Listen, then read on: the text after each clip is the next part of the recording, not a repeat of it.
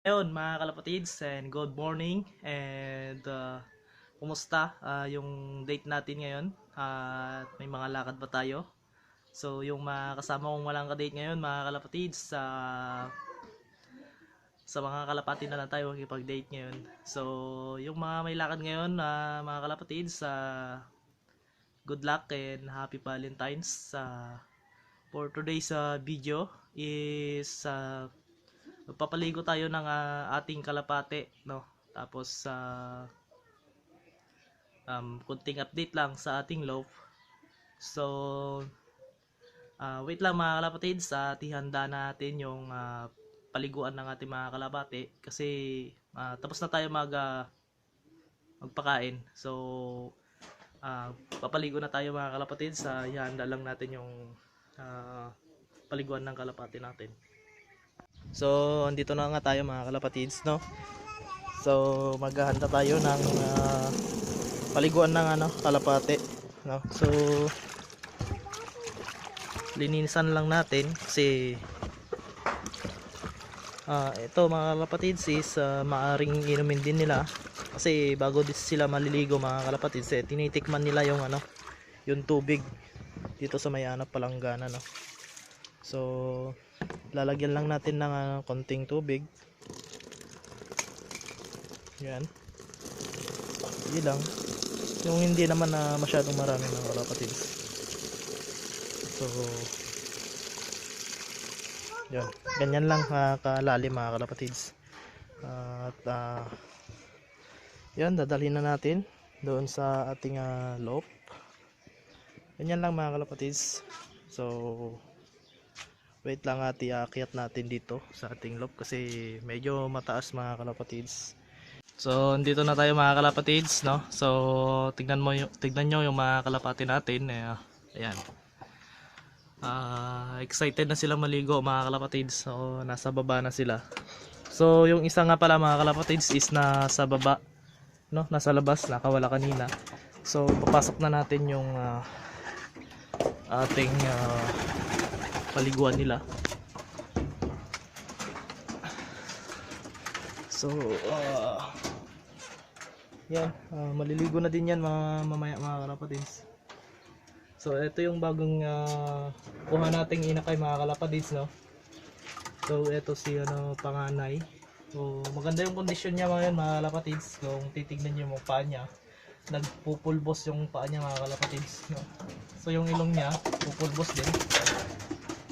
Ito yung tensile line natin, si Overfly mga kalapatids. So tingnan nyo, yan si Overfly mga kalapatids. Yung mga kalapati natin mga kalapatids is naglulugon na, no? Kung makikita nyo yung mga puti-puti doon sa mukha niya mga kalapatids, yan, maraming puti-puti sa mukha mga kalapatids kasi naglulugon na sila, no? Nagpapalit na ng papalit na ng kanilang balahibo, no? So ito, hintayin lang natin silang maligo mga kalapatids. So maliligo din yan mamaya mga kalapatids kasi mainit na ngayon mga kalapatids. So yun lang, hintayin lang natin sila maligo.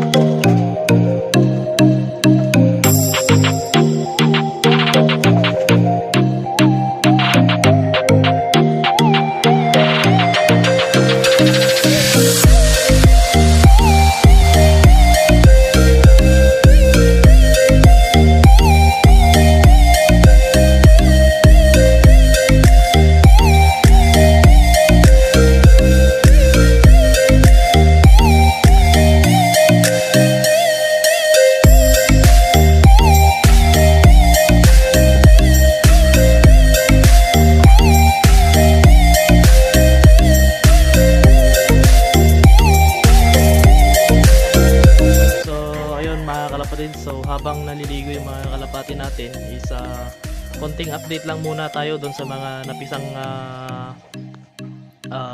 inakay natin. So eto, papakita ko sa inyo mga kalapatids. Update ko kayo kung napanood nyo yung isa kong video is yung basag na itlog is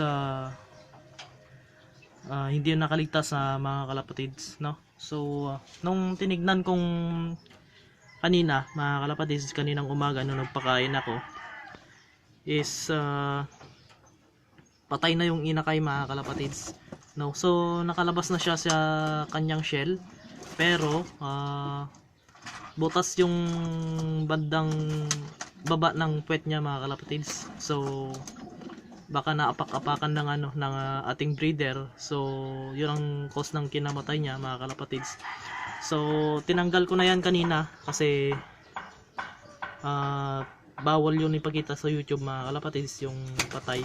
So papakita ko sa inyo yung kapatid niya lang na napisa na una mga kalapatids. So papakita ko sa inyo.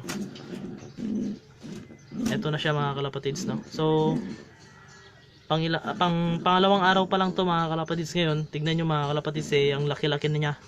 Kumbaga nung first day niya, nung binidyohan ko, sobrang liit mga kalapatids, no? So ngayon is malaki-laki na siya mga kalapatids. Busog na busog mga kalapatids. So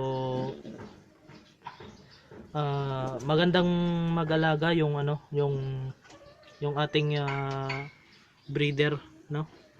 Busog na busog talaga yung kanilang inakay. So ipapakita ko naman sa inyo mga kalapatids yung isang breeder natin dun sa baba na napisa din yung tensile line natin. So wait lang mga kalapatids at ipapakita ko sa inyo. So dito na tayo ngayon sa baba mga kalapatids. So papakita ko sa inyo yung ating napisang itlog dito, yung ating inakay, ang bagong inakay, bagong pisa. So ayan yung magulang niya mga kalapatids. Ito yung hen at yun yung cock mga kalapatids. So wait lang at ipapakita ko sa inyo. Kukunin lang natin.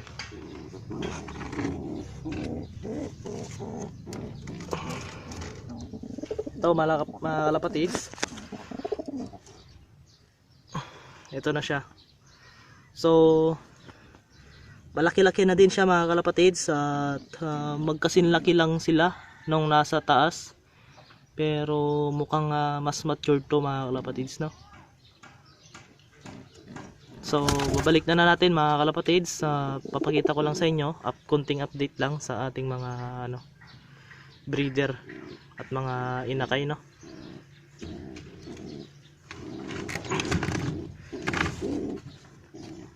So papakita ko naman sa inyo mga kalapatids is yung breeder natin dito mga kalapatids na pinagbangga natin na unknown line, yung paborito kong unknown line mga kalapatids. So pakita ko sa inyo.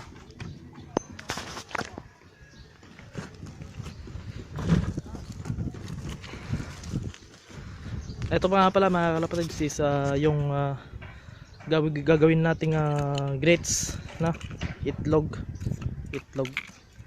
So binibilag ko pa yan mga kalapatids. So hinahalo ko yan sa pagkain nila na itong mga breeder natin at doon sa ating mga flyer doon sa taas. So ito na nga sila mga kalapatids, no? So mga 3 to 2 days is mapipisa na to, no? So tignan natin kung may basag na nga yung itlog nila para alam natin kung kailan mapipisa mga kalapatids.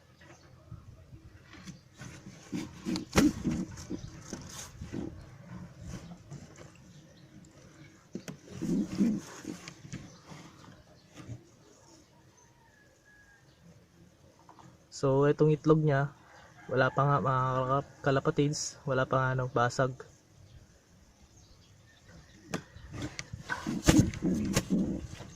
So i-check natin yung isa.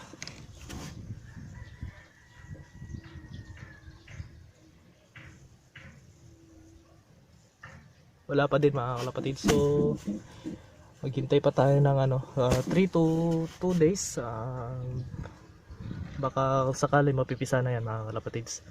So yun lang muna mga kalapatids. At i-update ko kayo sa susunod sa ating mga breeder.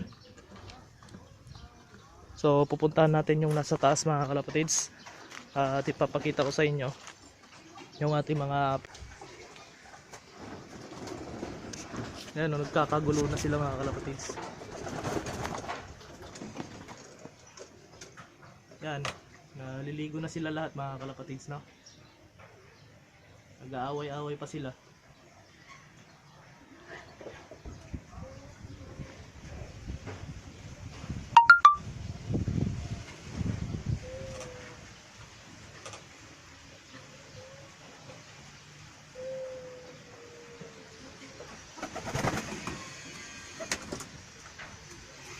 So maganda kasi yung panahon ngayon mga kalapatids, mainit na mahangin.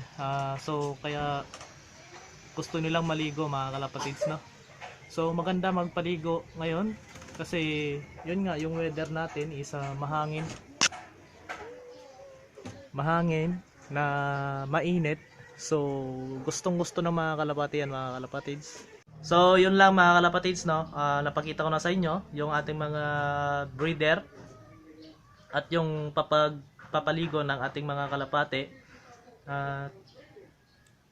Kung bago ka sa aking YouTube channel, huwag mong kalimutang mag-subscribe, click the bell button, like and share para lagi kang updated sa ating susunod na videos.